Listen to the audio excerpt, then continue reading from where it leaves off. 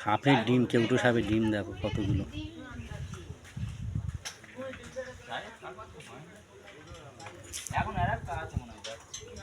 আবার থাকে শালা, যেখানে খুঁটি গুঁজা আছে তার গোড়ায় এসে শালা বাসা করেছে। হ্যাঁ, কি অবস্থা দেখ।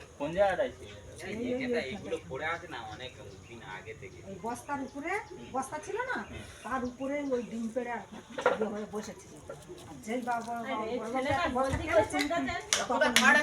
এই খড় কাছে এখন দেখো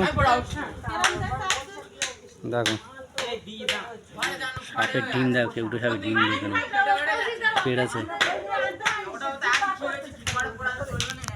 আজকের দেখানো হচ্ছে কেউটো সাপের ডিম পেড়ে চলে গেছে, বড় সাপ চলে গেছে দেখানো হচ্ছে। দেখো হ্যালো গাইস, দেখো দেখানো হচ্ছে সাপের ডিম। আজকের ভিডিওটা দেখানো, কত বড় ডিম, কতগুলো ডিম দেখো